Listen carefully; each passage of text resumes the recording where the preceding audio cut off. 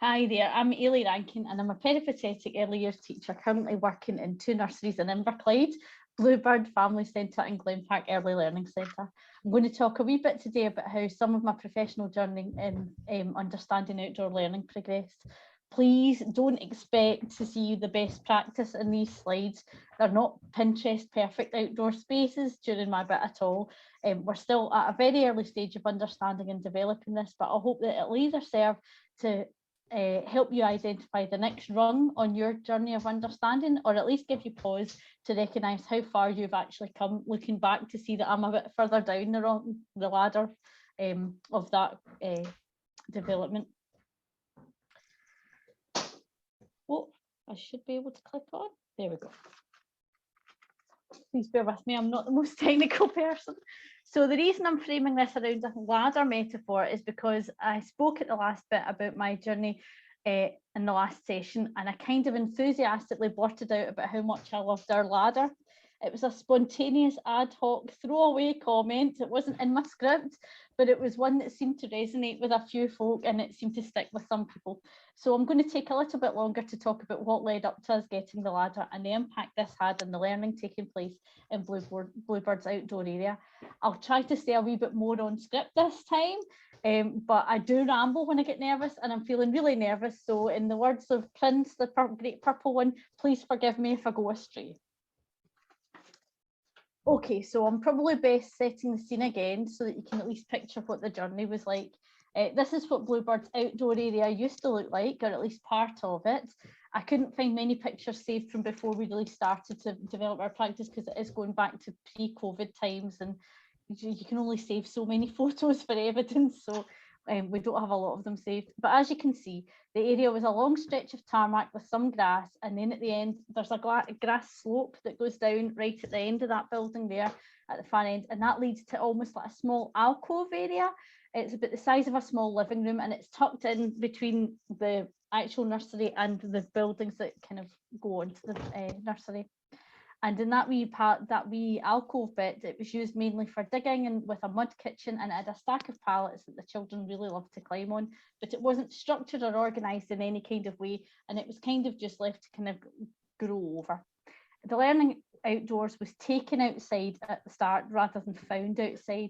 Due to the long stretch of tarmac, staff set up activities for the children using resources that they provided and selected. We knew that we needed a change. Staff described difficulty in engaging the children in the learning activities they organised and felt that they were constantly having to police the area. So it was like a battle between what you were trying to do with the children and what the children were wanting to do. We had a lot of children wanting to walk along the various walls in the garden, much to the staff's dismay. This was definitely out of the question, and it triggered the fear, as I would call it, in staff. The fear that it was too dangerous, but also the fear that other staff would judge you if you allowed that, because we didn't really have that conversation about what was okay and what wasn't okay. So you really had the fear that not only could somebody get ill, but also, not ill, hurt, but also that somebody else would really disapprove if you did let them do that. In fact, we had crates blocking off the walls, and we tried to create things to stop the children from doing this. You can see in the photo on the right that there's a gap behind the shed at the top of the hill, and this was a really popular hiding spot for the children, but again, it wasn't allowed by the staff because we were absolutely petrified of losing somebody. Do you know that way when you're outside and you're doing that constant head count, 1, 2, 3, 4, 5, where does everyone? And if they were behind the shed, then you got that kind of real panic. Oh my goodness, I don't know where that person is, and then you would find them. So there was a discrepancy between what the children's agenda was and the staff's agenda. After all, we had a curriculum to cover and we've got boxes to tick. So climbing in the wall or hiding behind the shed just aren't in the curriculum. I mean, where's the literacy or the numeracy in that? So we thought, okay, if the children aren't wanting to do what we are planning for them, what are they wanting to do in the outdoors? How should we change the environment to make it a much more rich and a better learning environment? We knew that we wanted a rich nursery garden full of learning opportunities. So what did the children think we should change? So we asked them. At the time, I was undertaking the Frugal and Childhood Practice course through Edinburgh University, and I'd heard about the Mosaic Approach to consulting with children. So I used a version of this to gather the children's opinion on the outdoor area. I asked a variety of children to walk me around the area. We took a camera and asked them to talk to me and take pictures of things they liked in the garden, and started trying to get a conversation about things they might like to change. I printed these out and encouraged the children to stick them onto a big bit of paper and mark, make and dictate what they wanted to say. I was quite dismayed at first, if I'm perfectly honest. I expected the children to be much more critical and suggest or request particular things. But on reflection, I suppose Frible's concept of children making the outer inner and the inner outer really applies. The children couldn't tell me that they wanted things that they weren't even aware might be options. They were never going to request different surfaces to play on or over because they'd not experienced that before, or they were unaware that that even could be an option. And they were hardly going to tell one of their nursery ladies that what they really wanted to do was something that all the nursery ladies had been telling them was wrong to do all the time. So we looked a bit more closely at what they said and what they were doing both inside and out, and we made the time to really notice. We had, not turning my page already, sorry.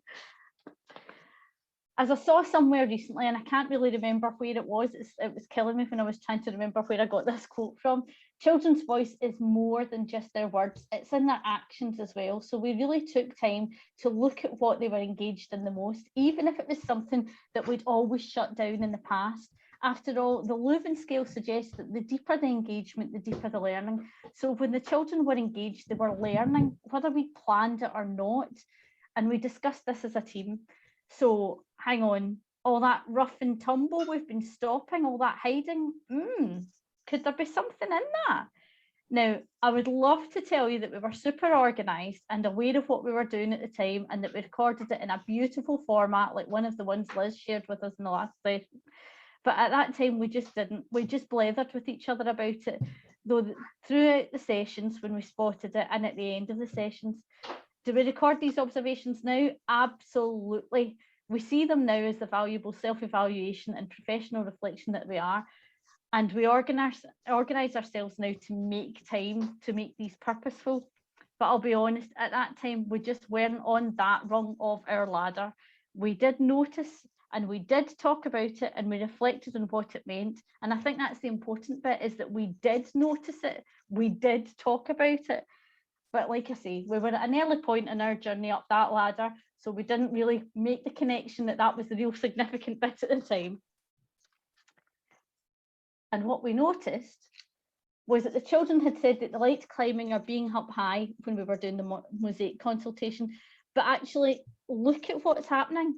That's what a lot of them are doing in their play. In fact, that's what those climbers were doing in the walls. And hey, remember that time when we were doing that gravity art thing inside, when we were splatting painty pom-poms from a great height? It was the step ladder that made that really popular. It was the steps and the height that engaged them, rather than the process art or the science. Oh, and what is it again that they love doing with the community playthings, hollow blocks? They love stacking them up and trying to touch the ceiling. That's that great heights thing again. So what's going on with that?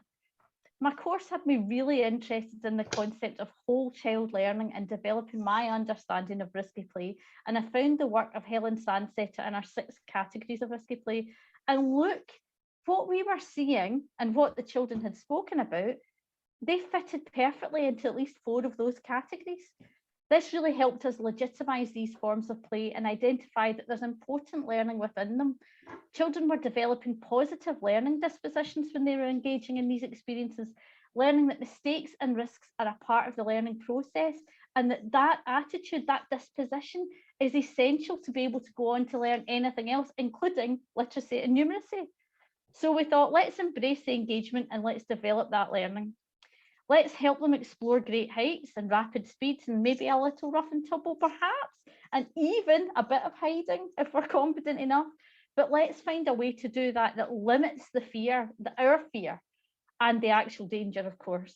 We dedicated some in-service time to exploring the benefits of risky play and developed a shared approach as a team, and we created a range of ways of sharing this with our families, which is still going on to this day. This was a really important stage for us because we really didn't want it to be that we railroaded ahead with this risky play, shared it on Twitter really proudly, and then the parents went, "Oh my goodness, what are you doing?" So we came up with a kind of multi-pronged approach of using Twitter to share the articles and our learning about the benefits of this. We had display boards, and we had a parents meeting to try and encourage the parents to be able to get on board with this as well and recognise it for what it is. And we still do that just now, because obviously the children are changing every year or every 2 years. Now, I'm going to take a wee pause here to describe a wee bit of the journey that I myself personally was going on as part of my course. As part of the lectures and research I was doing for my project, I started seeing lots of pictures of children on ladders.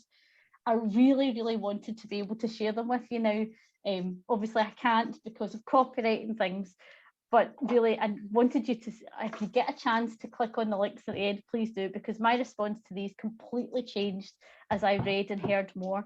The first picture I saw was one from Helen Tovey, who I was lucky enough to listen to as she presented to my cohort on the course. She had a simple picture of a playground. It was like there was very little in it. There was a playground with 3 children, each on their own ladder. The ladders were leaned against a brick wall. There was tarmac ground. The children were at the top of the ladders. There was nobody at the bottom of the ladders. The ladders were just leaning, no support or anything. And I'll be honest, I was horrified. I had the fear with a capital F. All I could think about was the ladders sliding back down and the poor Waynes scraping their face down the rough brick and fingers jamming under the ladders as they landed crying in the ground.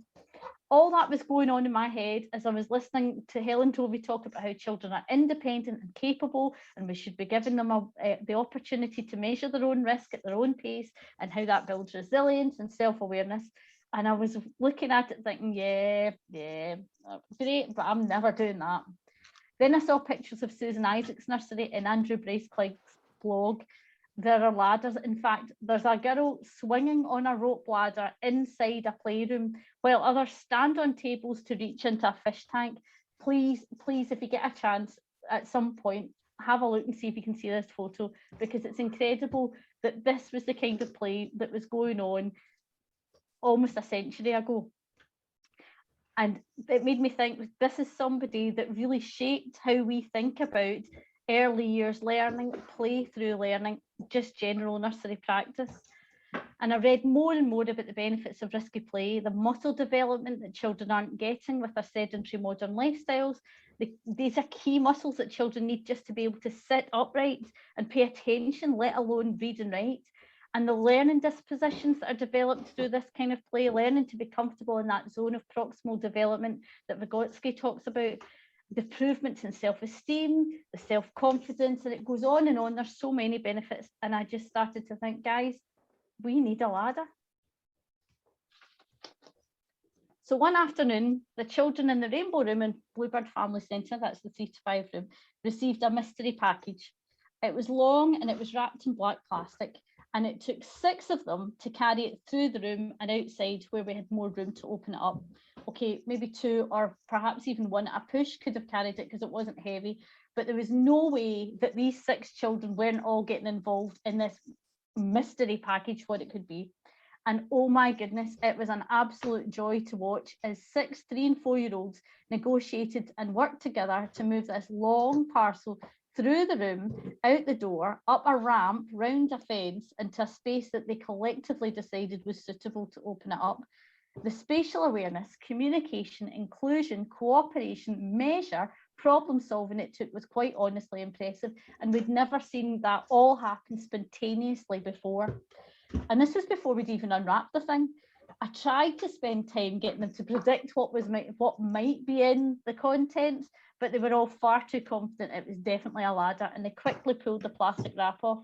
Now this too was a feat in itself because it required a lot of finger strength because it was really, really well wrapped. But where there's a will, there's a way, and the children got the wrapping off. And they were absolutely thrilled because it wasn't a toy ladder, it was a real ladder. It wasn't bright plastic or metal, it didn't have cartoons on it or anything. It was a real wooden one like a builder has. And that just led to so much excitement. With unspoken agreement, they picked it up as a group and they headed straight to the shed, where they leaned it against the side and started to debate who was going to take turns. Now, at this point in time, we had a big discussion about which way up it should go, because there's a pointy end and there's a flat end. And we decided, would it slide away? Because I was really still concerned about that. I was still picturing those children getting their faces scraped down the side. And so we talked about how we could prevent it from sliding. And for the first time, we agreed to wedge it between the shed and a pole that we already had cemented in the ground for climbing ropes. We took turns, and each child was encouraged to check whether they felt it was secure when they put their foot on the bottom rung, and before they climbed on. And the climbers were really tentative at first, until one brave soul got high enough to touch the roof of the shed. Oh my goodness, what an achievement. The roof of the shed. Only builders touch roofs. This is like incredible. It was just an inconceivable achievement. Something that only workmen did. And here, this was like children doing it. Well, the word very quickly spread, and our climbers were quickly sharing their skills and safety knowledge with their friends, the other staff, and their families. It was absolutely the talk of the place when they were going home. My goodness, Mum, I was touching the roof of the shed. Can you believe it? You can't even see the roof of the shed. It's so high. The children's confidence absolutely blossomed, and it just kept growing as they started to move the ladder around and explore different ways of using it. The first one to see over the fence was treated like a hero returning from discovering new worlds. And the children started discussing what they might see over the fence, because obviously there was kudos in that. If you saw over the fence, you couldn't just tell everybody exactly what was there, because you know what, that would have taken away a bit of your cool. So there was a bit of prediction. What could it be? What was in it? And it was just people's gardens. It wasn't anything particularly interesting, but it was this whole new world that they were getting to see. In fact, I think there's a Frugal quote about a child that climbs a ladder, not climbs a ladder, climbs a tree, has a whole new world opened up to them. This is what the ladder did with us. Vocabularies grew as the children noticed new things they'd never been able to see before, and as well as the staff supporting children's risk assessment. So we had new words about secure, stable, balanced, do you feel strong, these kind of things. The use of prepositional and positional understanding really deepened, and they moved over and under and around things in a whole new way. And the confidence, that can-do attitude, was carried back into the playroom, into whole other areas of learning. Just in that introduction to the ladder alone, the children applied and developed a breadth of learning found in maths, language, health and well-being, religious and moral, considering what was fair and what was unfair, science, social studies. Their experience was real and relevant. It presented real challenge and lots of enjoyment, and it was cohesive and required choices to be made constantly and negotiated with one another. The ladder continues to be available and is used daily by the children in a wide variety of ways to extend their own ideas and play. It's been used as a bridge and monkey bars, as well as to climb up and over all sorts of different things in different places. We compare lengths or heights with it. Is it longer or shorter than the ladder? Is it higher than the ladder or lower? And it offers lots of real opportunities to problem solve just when trying to get it out of the shed and negotiating around different places.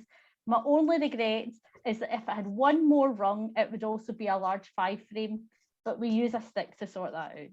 In other words, while it's just a ladder, it is an item with great affordance. It can be used in a variety of ways that the children have complete control over. It's not a pretty addition to the garden, but it does have a big impact on the learning opportunities. But not all additions to gardens have this. Now, I'm going to talk to you a wee bit about a feature in my other nursery, Glen Park, but I need to make it really, really clear that both staff teams are responsive to the children's interests, their needs and their abilities. The reflections I'm about to make are on one particular resource, and it's not on the staff or the establishment as a whole. The points are not indicative of the practice of the centre. I'm not suggesting in any way at all, this is being recorded, that one establishment's better than the other. The others are both very, very good.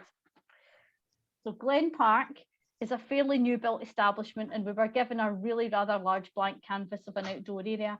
And while this is a little intimidating at first, the staff have since started to really get stuck into creating a really rich nursery garden. However, before we got a chance to really properly start this process, we were gifted with some absolutely stunning areas and resources created by a very skilled granny during our first summer break. This was done with the knowledge of senior management. I don't want you to think that the granny broke into the grounds and did it when nobody had a clue. The senior management had asked her to come and help, but the staff didn't know. It was a surprise for the rest of the staff. So in the August, the children and the staff returned to find a beautiful sand pit, a water feature on wee tiny chucky stones, and a big boat. And we were so thrilled about the boat because we've got gorgeous views across the Clyde at Glen Park from the garden, and a rowing boat features on our establishment badge. The boat had pallets across the top to prevent the children from getting in any water that collected on the bottom after any rain, or it might have been to create a deck. We were never really told, but the staff team were really happy about not having to deal with the issue of the water pooling. And you can see from the photos the variety of the ways that the children have used the boat to extend their learning. It provides an object to role play in and a challenge to climb on and over. The beautiful water feature, however, stopped working after a while, and the children made fabulous use of the chucky stones, transporting them around the garden for a wide variety of uses and play. So they had schematic play, just with transportation, role play, maths, transient art, and the sand, which was never really deep enough to dig in, has since migrated around and mixed in with some of the chucky stones to create quite an interesting surface to move over and around. It makes a nice crunchy sound. It's not particularly stable. So it doesn't look nearly so Pinterest perfect any longer. I don't even have a photo of it when it was absolutely perfect, because we just got out and get stuck into it. And the children started to make their mark very quickly. So I'm sorry that I don't have the perfect Pinterest perfect picture of it. But my point in mentioning this, I suppose, is that the beautiful garden with its gorgeous areas is not always the most rich when it isn't created with the specific children in mind. And I suppose the children will always take ownership and recreate it to suit their needs in some way if they are allowed to do so. So when you compare the ladder and the boat, there isn't a great deal of difference, other than perhaps the ladder has greater affordance and can be more easily manipulated by the children. So I did a wee kind of check. So the ladder's a real object, and so is the boat. The ladder's movable, but the boat isn't. The ladder offers lots of role play, as does the boat. The ladder offers lots of physical challenges in that it's not just to go up, but it can be to go under, across, hanging from, and things like that. The boat really only is the physical challenge of climbing on. And then in terms of different views or vantage points, well, the ladder's definitely got lots of those, because you can move the ladder around and use it to see different places, whereas the boat's static, so you're really getting that one view from the ground or on top of the boat. But it's not really an either or, unless financially it is an either or. You can have both. Bluebird do have both, and there's a place for both if that's what you've noticed would enrich the children's experiences. I suppose what I've really learned from both experiences is that the real learning doesn't come from creating a wonderful environment and then adding the children. The real rich learning environment is the one in which the children are involved in creating for themselves or in partnership with adults. The learning is in the shaping and interacting with and creating the environment itself. It's not something that's then added to a beautiful Pinterest perfect looking space. Oh, forgot to click that bit, sorry. So by taking the time to breathe, notice the play and learning, and real think about what engaged the children, we saw greater involvement, higher order thinking, greater ownership over the environment, improved confidence in the children, much more creativity in their play, whole child learning, which I absolutely love because they're using their entire bodies to learn, practice that was much more closely aligned with the children's own development, and they also highlighted future possible lines of development, because the children would talk about the likes of what they were seeing and doing with their ladder, and that could give you, oh, we could maybe follow that, whereas the boat, while it was static, really just offered that static amount. Oh, I should have said beforehand, before I go, it would be really remiss of me not to share the latest pictures of Bluebird's garden so that you can see the continued hard work, not to mention the fact that Claire the head would absolutely kill me. Staff continue to work with the children to develop the garden and have made some surprising discoveries along the way. So you can see the children have been painting the garden themselves, the shed's been moved, there's been a whole lot more planting done. And while we were clearing that wee alcove area that I spoke about at the start, we found 8 frogs. which the children just absolutely adored. And they have been so engaged in doing this. And we've been able to then use those 8 frogs as a real line of learning to develop, as I'm sure you can imagine, you can see from the wee one's face.